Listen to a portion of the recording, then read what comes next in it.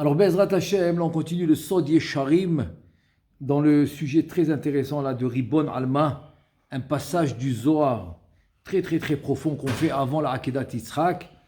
Donc on a juste commencé, introduction, on ne l'a pas encore détaillé, expliqué, etc. Alors parce qu'on va selon le Seder du Sod Yesharim, on continue. Donc il dit le Sod Yesharim, il dit comme ça. Il dit qu'il a vu, il veut nous ramener les paroles d'un grand Mekoubal. Rachetez-vous le Rachar, c'est Rabbi Shlomo Cohen. Il a fait un livre sur le Zohar, il s'appelle Sha'ad Ratzon. Il a fait Ora Cha'a, Yefe Sha'a sur les écrits du Harizal. Et là, il a dit comme ça. Alma shekatav ha'ma'amar haniskar le'el leshono kemo le'el ken kemo shu mipene she'en sefer ze matzui beyadecha v'maskil yavin midato veze leshono. Donc en deux mots, il nous ramène, qu'est-ce qu'il a dit, ce Mekoubal, qui s'appelle Rabbeinu Shlomo HaKohen, il dit comme ça. Amar Rabbi Shimon, Aremit Yadai Bitzlotin Le'ela. Donc ça c'est le fameux passage qu'on dit aussi, le Ben Ishraï dit que c'est bien de le dire après Chatzot. C'est un autre passage du Zohar, c'est pas le même de Ribbon Alma, qu'on a avant la Akedat Yitzhak. Il dit, Ine Kodem Navo, El Biur HaMa'amar HaKadosh Hazeh, Tzrichim Anachnu, El Kol Divrei Rabbeinu Zal Shekata B'Sha'ar Tanta Madura Batra Perek Aleph Ela Kedei Shelo Na'arich Ela Kshot Divrei Emet Ameforaj Bidvarin Lemi She'ir HaKadosh Baruch Hu Enai Omer Ve'u Ki Seder Briat HaOlamot Mirosh HaOlam HaAtzilut Kach Haya. Maintenant, il te dit, je ne vais pas commencer maintenant à te détailler tout ce qu'il y a dans les écrits du Harizal, parce qu'il faut expliquer beaucoup. Mais laisse-moi te donner un aperçu très important que tu as besoin. Et quel aperçu? Eh bien, l'aperçu il s'appelle Briat HaOlam, de la création du monde, de la création des mondes, depuis le début, Merosh Olam HaAtzilut, depuis le début de la Atzilut, Kachaya Mané va nous expliquer. Il va nous expliquer une notion de la création. Maintenant, il faut savoir, c'est que la création ne s'arrête pas dans le monde de la Hatzilut. C'est que nous, on se concentre dans le monde de la Hatzilut, dans l'étude, etc. Mais ça commence bien avant, ça commence avec le Ein Sof, avec l'infini. Mais tant qu'il n'y a pas, nous on n'a rien à voir avec ça dans le sens que c'est pas tellement en rapport direct avec notre travail qu'on fait. Donc notre travail, il est en rapport direct avec le monde de la Hatzilut. Donc c'est là où on doit se concentrer.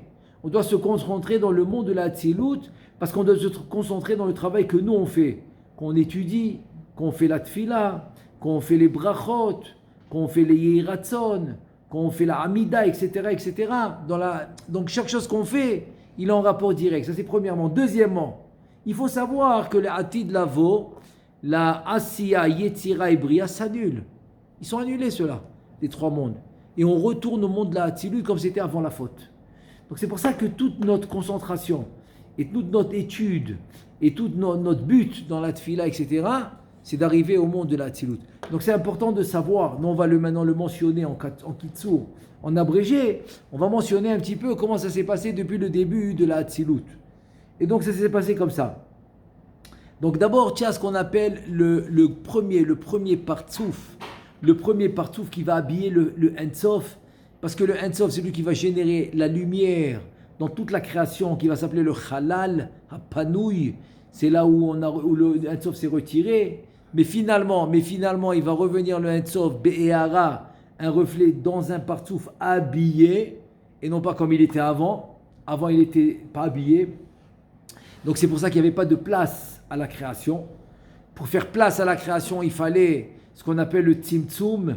Il fallait réduire cette lumière du Ein Sof et la faire sortir du Chalal HaPanouy, de ce monde, de cet espace vacant, où là la création va prendre lieu. C'est que là, finalement, on va tout créer, tout va se créer dans ce Chalal HaPanouy, parce que rien ne peut être créé là où il y a le vrai Ein Sof. Le vrai Ein Sof, il va éblouir, il va annuler. Il va annuler toute création parce que tout est compris en lui. Lui, c'est une lumière absolue, c'est une lumière intense qui ne donne pas place à la création. Impossible. C'est comme je donne un exemple quand la Gemara donne Sharga Betiara Maïmeania. C'est quand maintenant tu vas allumer une lumière quand il y a en plein soleil, en plein après-midi, quand le soleil tape très fort. Donc tu sais, comme tu marches à la rue et tu es en plein soleil, une lumière incroyable, et tu marches avec une bougie pour t'éclairer le chemin. Donc tu comprends que c'est du n'importe quoi. Tu comprends que ça ne fait pas de sens. Donc c'est pas nécessaire. Donc c'est exactement ce qui arrive. Quand le soleil il tape, c'est la grande lumière, c'est le Ein-Sof. La création là, dans le Machal, c'est la petite bougie. Donc la création, elle ne prend pas place. C'est quand la création, elle peut prendre place, c'est par exemple quand le soleil va se coucher. Le soleil va se coucher, donc il y aura l'obscurité. Et là, toi, tu vas allumer une lumière, ce que tu as besoin pour éclairer ton obscurité. Selon ta force, selon ce que tu as besoin. Tu ne vas pas mettre une lumière trop forte, ça ne sert à rien. Ça va éblouir toute la pièce. Donc ça ne se convient pas. Donc en fait, c'est comme ça. C'est comme si le soleil se couche, c'est la lumière du Ein-Sof qui se retire. Et là, maintenant, elle va rentrer en proportion, en minoun, en quantité nécessaire pour éclairer le monde et pour donner la vitalité. Mais à la fin de l'histoire, c'est quoi? C'est qui génère et qui fait vivre toute la création? Eh bien, c'est toujours cette Ehara, ce reflet du Ein-Sof. Et là, il te dit, écoute bien, depuis le début de la création, pas le début de la création, c'est pas vrai, depuis le début du Olam HaAtzilut, il y a dans ce partsouf Ak, qui a habillé ce Ein-Sof, qui a habillé l'infini, dans ce partsouf-là, il te dit, ça s'appelle la Pnimiyut. Pnimiyut du Ak, Yeshbora Lab Sha'arim, Shem Dalet Shemot, Akedoshim, Absagma Ben, Ha'olam, Ralab Sha'arim, Umit Pashtim Bo, Bizman, Beze Ha'ofan. Maintenant, il va nous expliquer cette lumière intérieure du Ak. C'est Adam Kadmon Lechal Akedomim. Lechal Akedomim, c'est-à-dire c'est le premier partsouf qui va habiller cette Ehara du Ein-Sof. Il s'appelle Ak. Cette lumière intérieure, c'est quoi? C'est quoi la lumière intérieure qui est à l'intérieur du Ein-Sof? Donc c'est rapporté dans le Etzraïm, dans le Tzrotraïm. Madura Batra, c'est la lumière qui s'appelait Ralab. Ralab, en fait, c'est les 4 lumières Absagma Ben. Comme si tu te rappelles, on l'a vu. On l'a vu dans le Sha'ar Tanta aussi. Dans le Tzrotraïm, on l'avait vu ici. Et donc là-bas, ça s'appelle Absagma Ben. C'est les 4 noms Kadosh qu'on va remplir. Le Havaya, que tu le remplis en Yudin. Donc ça va donner Av, c'est 72.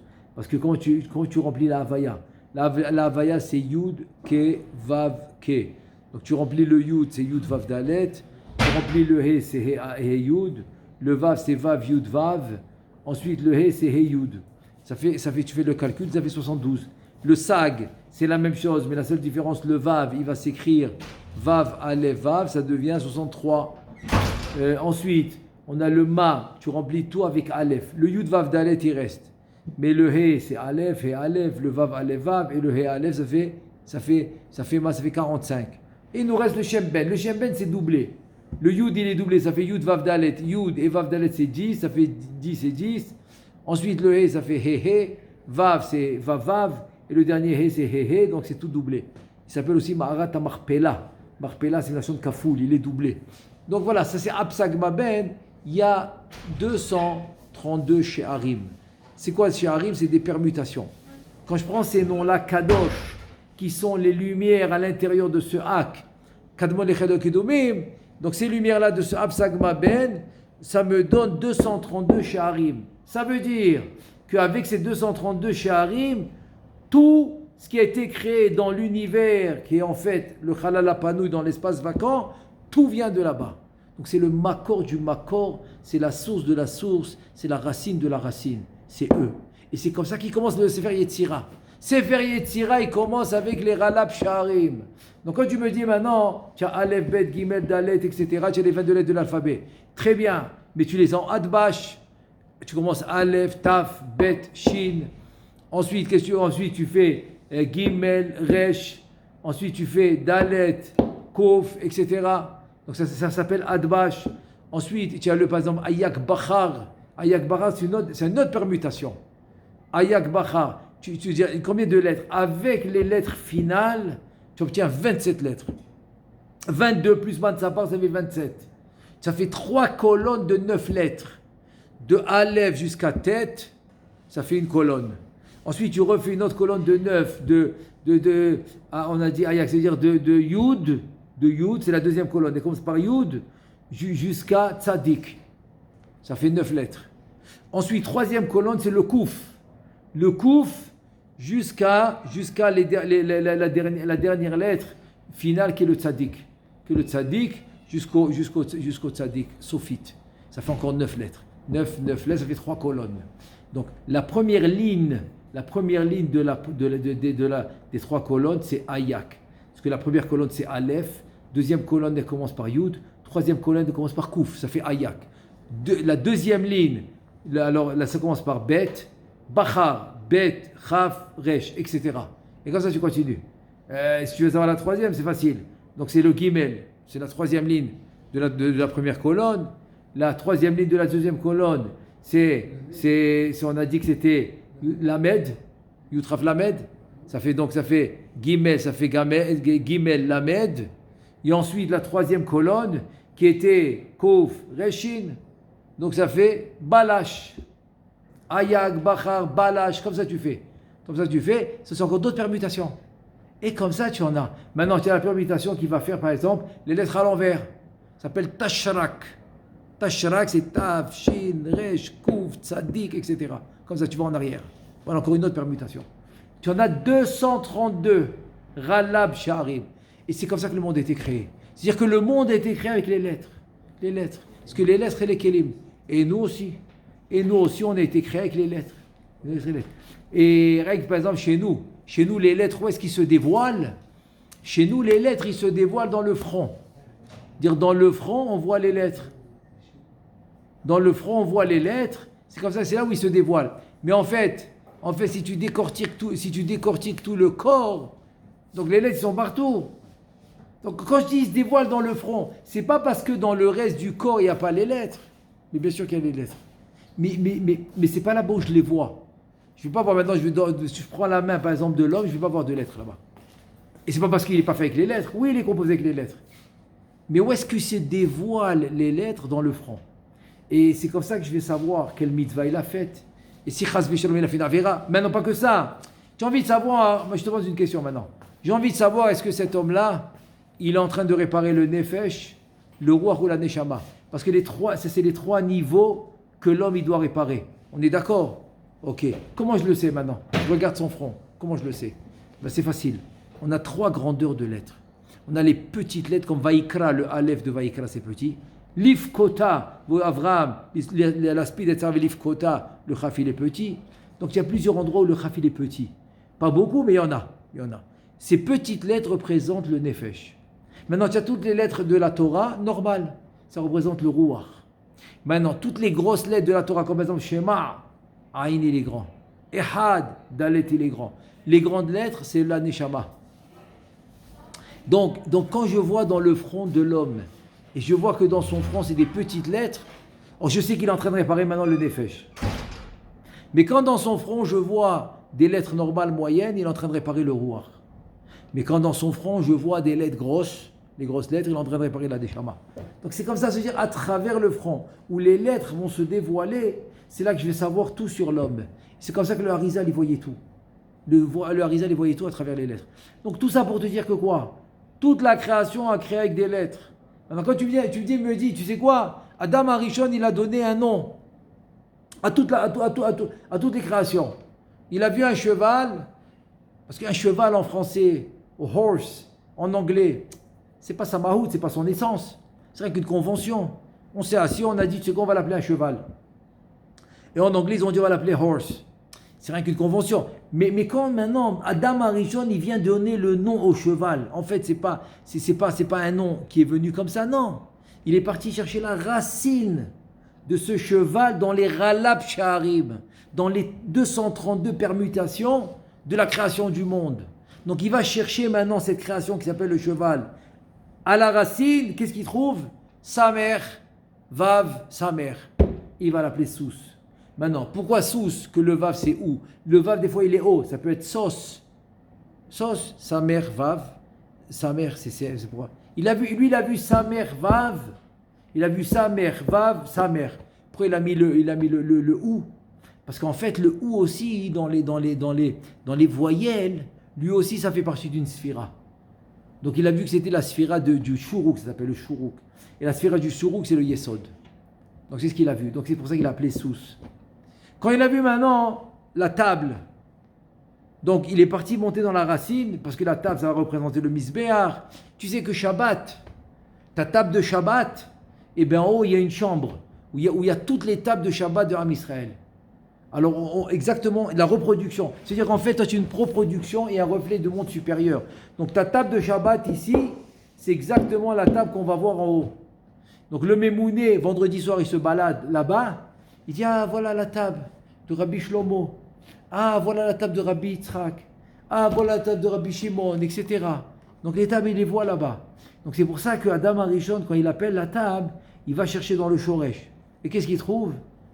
Shin, Lamed, en fait, c'est Shin, Vav, Lamed, Chet et Nun. C'est le Shoresh. Donc, ça s'appelle Shulchan. Shulchan, c'est le Shoresh. Bon, c'est rien qu'une parenthèse par rapport au Ralab, toutes les permutations des lettres. Donc, on continue. Il te dit en fait comme ça, que les Ralab Sha'arim, Mitpashtim, Bo, Beze Haofan. Donc, comment maintenant les Ralab Sha'arim, avec le Absag Maben, vont se répandre dans le Hak, dans la Adam Kadmon, Nechola Kedomim, à l'intérieur, qui est dans la Pnimiyut, qui Abba Kolel, on commence. Le Abba Kolel, qui est en fait le Ab des Ab, Shebo, Mitpachet Bagulgota, Adam Metzar ve Ada Oznaim. Ça veut dire que si maintenant on prend ce partsouf qui s'appelle Adam Kadmon Lechola Kedomim, comme c'est dit le Zohar HaKadosh. Pourquoi Kadmon Lechola Kedomim? Parce que c'est lui qui va habiller le Ensof. C'est-à-dire dans l'absolu, le Ensof il est intérieur. Mais dans l'absolu, dans le sens, dans la relativité absolue, c'est que lui va être le Ensof maintenant. C'est-à-dire en deux mots, si tu veux maintenant une référence de qui va venir, et ce qu'on appelle Ishtal Shelut HaOlamot, qui va venir maintenant créer tout ce qui va être dans cet espace vacant, tout ce qui va être créé dans cet espace vacant, alors en raccourci, sans rentrer dans les détails, tu peux dire que c'est Hak. Donc tu peux dire que c'est Hak, Adam, Kadmon Lecholek Domim, tu peux dire que c'est lui le créateur. Oui, mais tu vas dire, mais c'est pas lui le créateur. Le créateur c'est le Ein-Sof. Tu as raison, mais le Ein-Sof il n'est pas défini, il n'a pas de nom. Donc le créateur c'est qui? C'est le Ein-Sof qui est à l'intérieur de Hak. Donc pour raccourcir et pour lui donner un nom, je l'habille et je l'appelle par l'habit. Très simple. Donc comment elle s'appelle l'habit? Hak, Adam Kadmon. Je donne un exemple. Rabbi Shlomo il a construit la Beth Knesset. Baruch Hashem. Maintenant, qu'est-ce que tu vas dire? Attends, mais c'est la Neshama. C'est la Neshama qui a construit. La Neshama qui vient du Ein-Sof, etc. Oui, mais ça ne veut rien dire la Neshama. Sans que la Neshama soit habillée par un corps, la Neshama ne peut pas agir. Donc qu'est-ce que je fais? Au lieu de dire c'est la Neshama qui s'appelle Shlomo qui a construit la synagogue, je vais dans l'habit. Et je dis l'habit qui a habillé la Neshama pour construire la synagogue. Donc c'est le corps qui a habillé cette Neshama qui s'appelle Shlomo. Donc qui c'est qui s'appelle Shlomo? C'est pas le corps, c'est la Neshama. Maintenant le corps, il a habillé cette Neshama. Donc comment maintenant je veux dire Shlomo? Je regarde le corps, je félicite le corps, je lui dis Chazak ou Baruch, je lui serre la main, je serre le corps. Mais en fait, ma kavana, c'est pas le corps. Ma kavana, c'est qui? Ma kavana, c'est la Neshama qui est habillée dans ce corps. Donc à travers ce corps, elle a fait la réalisation. Donc à travers le Hak, qui est le partsouf, premier partsouf de toute la création, c'est lui le premier. Et c'est lui qui va habiller tout le Chalal HaPanouï, cet espace vacant, avec c'est lui qui va habiller, et de lui va tout sortir. Donc en deux mots, je peux dire que maintenant le créateur va s'appeler Hak, Adam Kadmon. Encore une fois, parce que c'est l'habit du Ein-Sof. Et c'est ce qu'il nous dit. Maintenant, si maintenant je veux diviser ce partsouf qui s'appelle Hak, ok, dans les lumières de Absag Maben, comment je fais? C'est facile. C'est que quand le Ab il va rentrer en lui, donc le Ab il va aller de la tête aux pieds. Toute cette lumière de Hak, toute cette lumière qui s'appelle Ab de celui qui est marqué avec Yudin, il s'appelle Ab, très bien. Donc ce Yud qui est marqué, il s'appelle Ab, c'est une lumière qui rentre de la tête aux pieds. Très bien. Mais il y a une deuxième lumière qui vient après, c'est Sag. Donc Sag va l'habiller au niveau des oreilles. Très bien. Après, il y a encore le Ma'oben. Le Ma'oben va l'habiller au niveau du tabour, au niveau du nombril. Ça veut dire que maintenant, une fois je parle de l'intérieur encore une fois. Je parle de l'intérieur de Hak. Je parle de l'intérieur de ce parsouf qui s'appelle Adam Kadmon, son intérieur. Donc dans son intérieur, de la tête aux pieds, j'ai le Ab. Ensuite, j'ai le Sag qui va habiller le Ab des oreilles jusqu'aux pieds. Ensuite, j'ai le Ma'ouben qui va habiller ce Sag. Ensuite, j'ai le Ma'ouben qui va habiller ce Sag dans le tabou. Mais maintenant, si extérieurement, je veux te dire où est-ce que chaque lumière va se dévoiler. Parce que maintenant, dès que le Sag va habiller ce Ab aux oreilles, donc à partir des oreilles, tu ne vois plus le Ab. Parce que c'est le Sag qui l'habille. Et à partir du nombril, tu ne vois plus le Sag, puis c'est Ma'ouben qui l'habille. Donc ça veut dire que la karkafta, c'est le crâne jusqu'aux oreilles. Qu'est-ce que tu vois là-bas? Le ab des ab, la partie supérieure du ab, c'est tout ce que tu vois. Le sag, tu vas le voir à partir des oreilles jusqu'au nombril. Et du nombril jusqu'en bas, tu vas voir le ma'ouben. Parce que du nombril jusqu'en bas, c'est là où il y aura le olam ha'atzilut. C'est là-bas où va commencer le olam ha'atzilut. Du nombril jusqu'à la fin du chazé, jusqu'à la fin du thorax, ça va être le keter de Hatzilut. Et dans le Nahi, Netzach Yesod de ce Adam Kadmon, dans son Nahi, Netzach Yesod, là tu auras ce qu'on appelle le Olam Hatzilut. Donc c'est ça qu'il veut nous détailler maintenant. Ki Abba Kolel Abde Ab Shebo Mitpashet Begulgoltam Adam Metzach Ve'ad Oznaim. Donc c'est la crâne, le front jusqu'aux oreilles. Acha Ve'arato. Maintenant, on va parler du reflet. C'est quoi? C'est une lumière extraordinaire. Parce que chaque cheveu, chacun, c'est comme un genre de tzino, c'est comme un genre de tuyau qui va sortir la lumière. C'est-à-dire que la lumière va passer à l'intérieur du cheveu. Donc cette lumière-là, la yara, le reflet, à travers les cheveux, ça va sortir.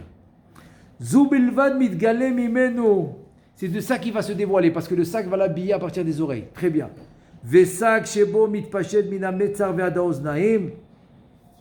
Ada tibur shebo. Donc le sac va commencer à se dévoiler, puisque c'est lui qui va habiller le hab. Donc tu ne vois pas plus que le hab. Le hab, ce que tu vois, c'est rien que dans le crâne, le front et jusqu'aux oreilles. Et donc c'est à travers les cheveux, la lumière va sortir. À travers le front aussi, la lumière va sortir. Et le sac va commencer au niveau des oreilles jusqu'au nombril. Ou Ma'ouben, Shebo mitpashet mina tibur ulmata. Donc le Ma'ouben, il va s'habiller à partir du nombril jusqu'en bas. Ve'achakar saga kolel, ab de sag, mitpashet mina metzar, ad oznaim, ad tibur, ve'u malbush shel sag de ab. Et il te dit, hakolel ve'sag de sag, mitpashet mina tibur ulmata. אם מאובן דסג ואחר כך מאובן הכוללים מתפשטים מן הטיבור ולמטה דאג נמצא כך הוא הסדר מן הטיבור ולמטה עבד סג מה ובן הכולל מלביש על עב סג מה ובן הכולל שניהם אקסטרה מלבישים עד מה ובן דאב הכולל מן הטיבור ולמעלה עד המצר ועד האוזניים מלביש עב סג הכולל. En fait tout ça c'est ce que j'ai dit oralement. C'est-à-dire en fait oralement si tu veux pas te compliquer dans tous les... Parce que ça se répète par rapport au niveau où il est. Donc en fait tu imagines le hab de la tête aux pieds, le sag qui va habiller au niveau des oreilles, il va habiller le hab jusqu'aux pieds.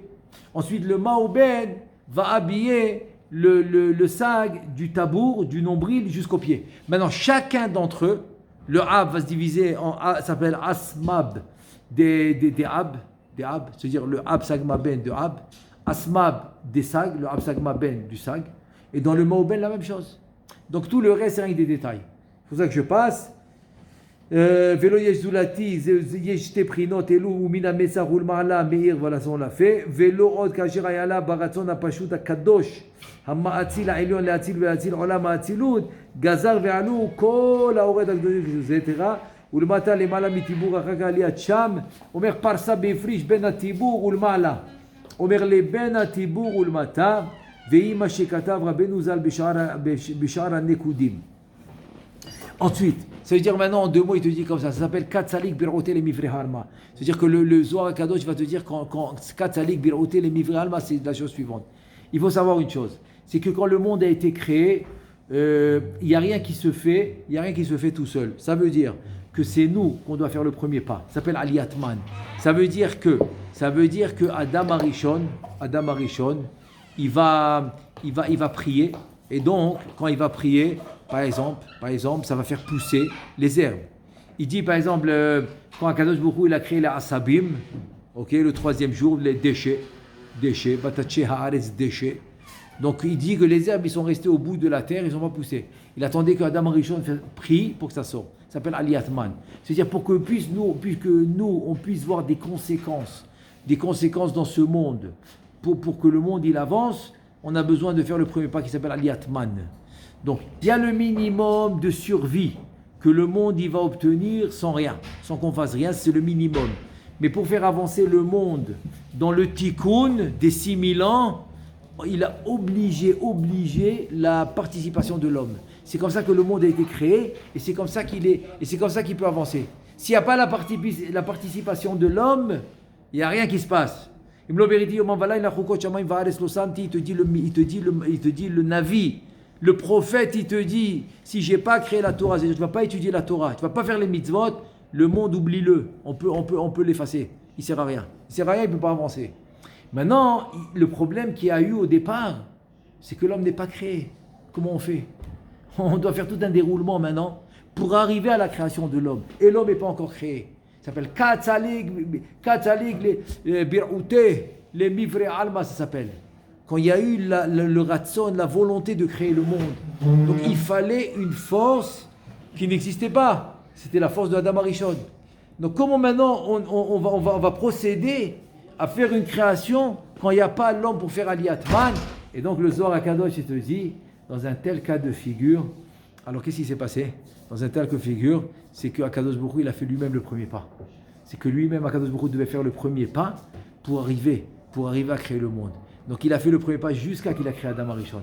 Dès qu'il a créé Adam Arishon, c'est à nous de faire le premier pas. Et c'est comme ça qu'on a le ratzon de faire la mitzvah. Donc c'est nous qu'on va faire le premier pas. Et après, on va voir ça un peu plus en détail. Parce que j'ai donné maintenant le concept. Et bien, Ezrat Hashem, la prochaine fois, on va continuer. Donc, c'est bien qu'on va doucement, parce que cette notion-là de Ribon Alma, etc., qu'on fait avant l'Akedat Yitzhak, c'est très, très, très, très profond. Donc, c'est très bien ce qu'on fait. On va faire ça tranquillement.